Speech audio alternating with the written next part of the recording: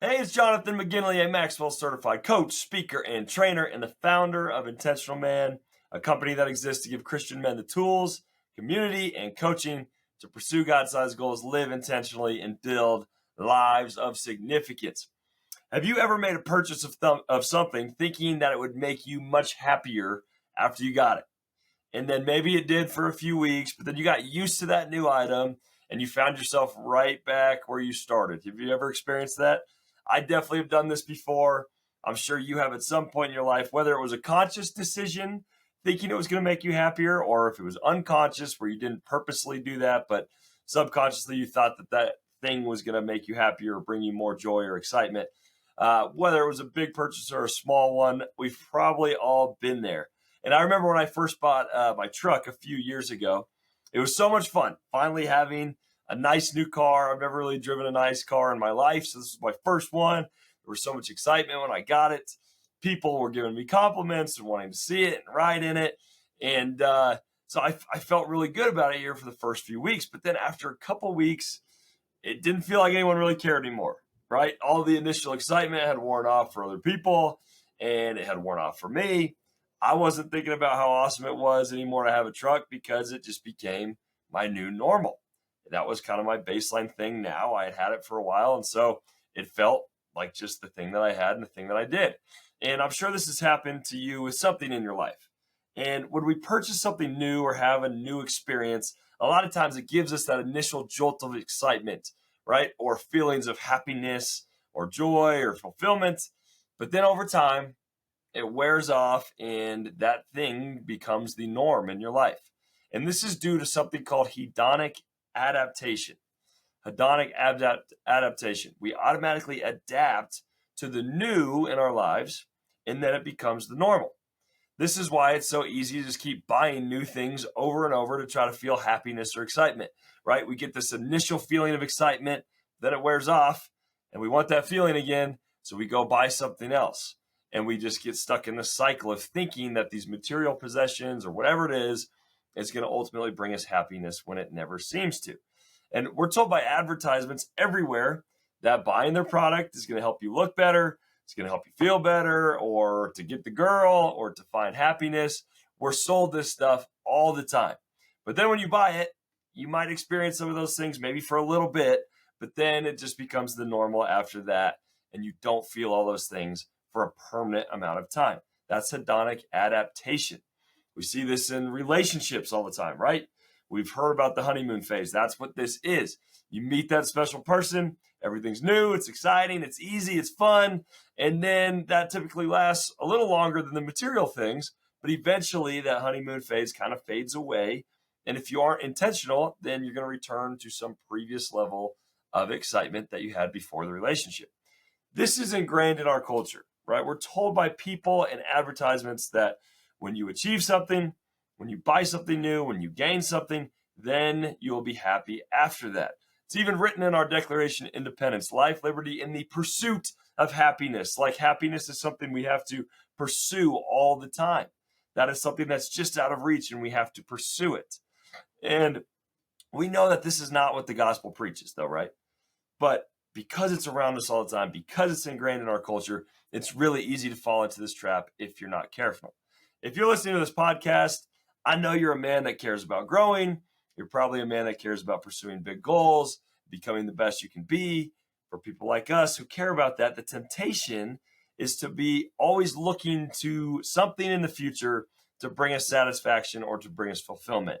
And that, like, if I could finally make this amount of money, then I'll be satisfied in my career.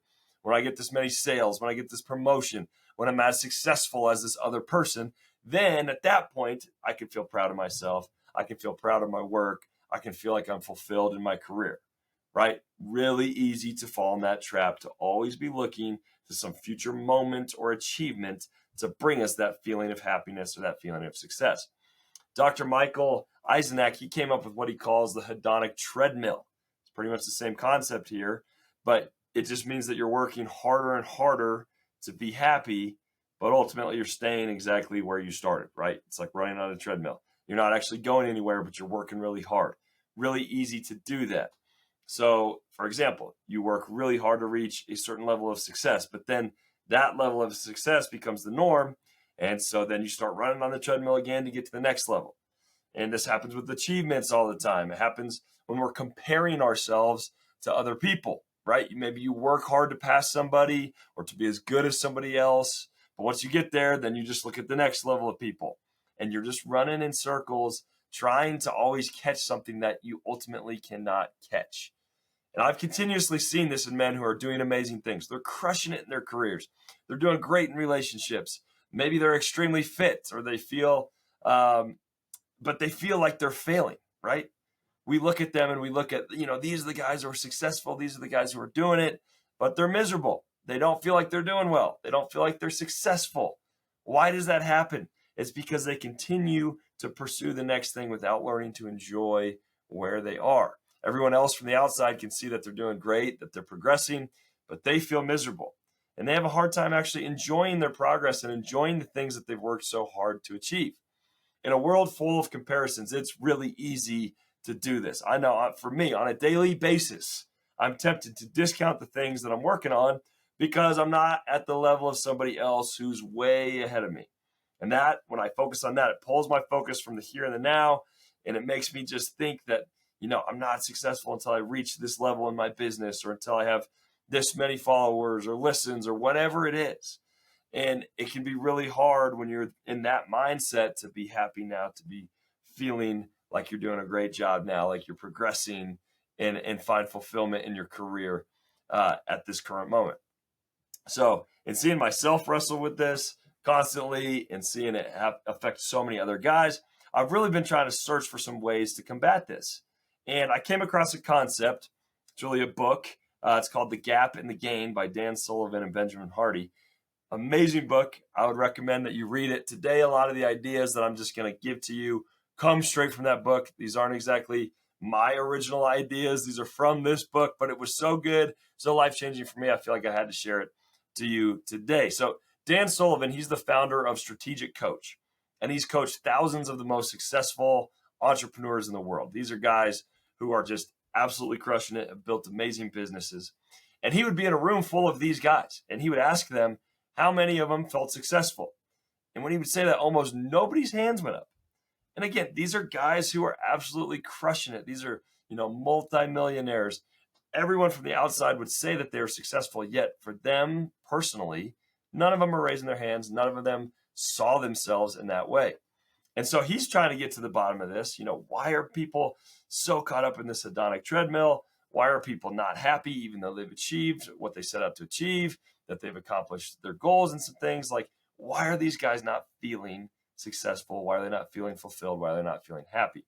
And he came up with a concept called the gap and the gain. So pretty much what this is, the gap means that you're always comparing yourself where you currently are to some ideal that's out there in the future, and it's a moving target, right? It's an ideal that by definition means it is a perfect condition. It is something in our imagination that doesn't truly exist. It's an ideal. So when you're always comparing yourself from where you are to this ideal, something that you can't actually get to, you're putting yourself in the gap all the time. And this is what a lot of these guys are doing. They would say, if I just make $50,000 a year, then that would be successful. And then they get there and that ideal moves, right? And then it's like, oh, what about 100,000 a year? You get there, the ideal moves, and it just keeps moving and moving and moving. And you can never actually feel like you're successful or happy or joyful or whatever it is, because you're always comparing yourself to this next level that never has a finish line. It never has an end. Same for people who maybe lose a bunch of weight. You lose 15 pounds, which is amazing. But then you compare yourself to people who have lost 50 pounds. And then that becomes the moving target. And there's always somebody out there who's more fit than you, who's in better shape, who looks better, whatever it is. And so you're always comparing yourselves to them. You get stuck on running on that treadmill. That's what it is to be in the gap, comparing yourself to others or an ideal or something that is impossible to ever catch. And Benjamin Hardy, who's a co-author of this, he says the gap makes any form of progress a letdown. Whatever you've done isn't enough because the standard of success keeps moving. So that's what he's sharing here. That standard of success is going to always keep moving. So when you're in that gap, when that's always what you're shooting for, your progress is always going to be a letdown because it's never quite enough. Then there's the gain. The gain is where you actually compare yourself where you are now to where you used to be. And that puts you in the gain. And that actually can give you that sense of pride and excitement, fulfillment, and accomplishment because you can look back and see how far you've come. So same example, if you lost 15 pounds and you look back and you say, wow, 2 months ago, I was 15 pounds heavier. It's amazing how far I've come. Remember all those days in the gym where I was working hard. Remember all the days where I was, eating the right foods and tracking my calories and making sure I was getting enough protein, whatever it is. You're looking back on your progress and you can actually feel that sense of pride and fulfillment of the things that you've done. See how different that is when I look back on that and I see, wow, I came so far compared to, oh my gosh, there's other people ahead of me and I still feel bad even though I lost these 15 pounds. It's a way different mindset. And I feel like, I just did this with a marathon. I ran my marathon. It was the most exciting accomplishment, honestly, in my life. It was one of the hardest things I did. And then somebody sent me a text saying that they ran it, 40 minutes faster than me. And immediately I went to the gap.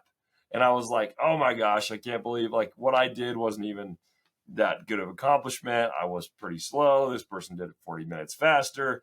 That's a lot of gap thinking, right? And you can do this with other people too. You can do this with your kids. You can do it with your most important relationships.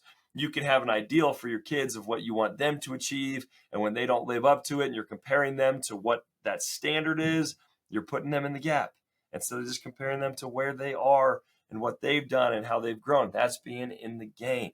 So this is so important. And there's a quote that I love. It's from Greg McCown. And it says, if you focus on what you lack, you lose what you have. If you focus on what you have, you gain what you lack. So good, right? If you focus on what you have, you gain what you lack. That's being in the game. So again, a lot of these key points come from this book, The Gap in the Game. I'm really giving you a recap and a synopsis of it. I encourage you to go read it on your own. But there were 4 points that really stuck out to me that I want to share with you today. So the first one is ideals are meant to provide direction. They're not supposed to be our measuring stick. So pretty much that ideal is, when you set your path, it's good to look out there and say, what if I was healthier? What would that look like? What if I was more successful in my career? And you're looking out there at these ideals, you get your direction, then you set a goal. But then at that point, you need to start measuring yourself backwards. You have to actually measure from where you started to now where you are and be looking backwards. The ideal was never meant to be the end goal because, again, it's always a moving target. That standard of success is always going to move. So ideals provide direction, but they are not our measuring stick. And Dan Sullivan, he says, I don't think we set and achieve goals in an effort to become happy. We do it because we are happy and we want to expand our happiness. I love that. It's really easy as a guy who loves to set goals to think, I'm only going to be happy when I get there. Can't wait till I get there. At that moment, I'm going to be happy instead of learning to enjoy the process. We don't set these goals to find happiness. We are happy now. I am happy now in my current level of business success, but I want to expand that. I want to grow it. I want to push myself to the limit. I want to do new things. Part of that process is going after these goals. And so it's the goal is there to expand happiness, not to create it. Okay, number 2, you can be in the gap or the gain in any circumstance. So for example, maybe you're going on a date and your wife, your girlfriend is running 5 minutes behind. So you start to get really upset. You start to think, oh my gosh, we're going to miss this, or this is going poorly. You get annoyed, frustrated because you got there on time. That is gap thinking, right? There's some ideal, a perfect circumstance that things were just going to go exactly as planned. And the second they don't, then you find yourself complaining or not feeling happy or not excited anymore because things didn't go perfect. That's when you're in the gap. When you're in the gain in that same scenario, you can be like, okay, she's running 5 minutes late. That's all right. I still get to go on an awesome date tonight. I'm super thankful that I have a girlfriend or a wife to begin with. There's a lot of people who don't. And you take that perspective, right, immediately into the game.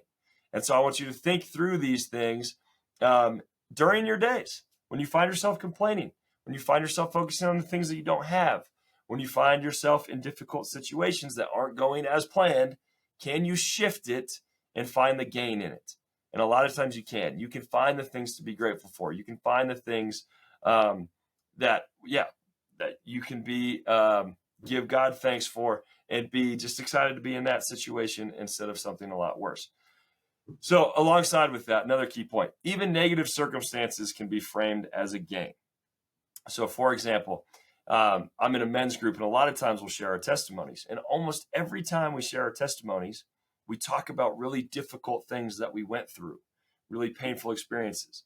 Some people overcame illnesses or broken relationships, divorces, whatever it is. A lot of times, those circumstances form us, shape us into who we are. And, it's amazing to see that those things, that like a divorce that could completely knock you off, it could be a gap for your entire life. You could be the victim and feel like you can't do anything else in life because it happened. But you can actually take that and view it as a gain, because there's a lot of valuable lessons that came from it. There's you grew closer to the Lord through it, and you learned how to become a better man and a better husband. That's gain thinking. And Dan Sullivan, again, quoting him a lot because this is his book, he says, I've discovered that when something very emotional happens to me, it stays with me until I've converted it into lessons. Before I knew this, I would become paralyzed by negative experiences for a long time. So he's saying there are things that are truly difficult in life, but they're going to stay, you're going to stay in the gap with them until you take that and you convert it into lessons. Once you convert it into things that you've learned, things that you can apply, ways that you've grown, then you can view it as a gain, right? So a really difficult experience, until you've converted it into lessons, it will be in the gap. Once you take the lessons and you're better from it, that's being in the game. So last point that I loved, and this goes hand in hand with what I was just talking about, is that everything in life happens for you instead of to you. Everything in life happens for you instead of to you. I would love to think this way. And people who are constantly living in the gap tend to believe that everything is happening against them, right? They play the victim card often. When you're playing the victim card and you're thinking that your life is horrible and that all these bad things are happening to you and you're only focused on the bad things, you can't be happy until things change. You can't be happy because this person is doing this thing or because you don't have these items. That's being in the gap. That's looking as if life is happening to you and it's against you. But when we say everything in life happens for us, and as a believer, I believe this is true. Everything happens for a reason.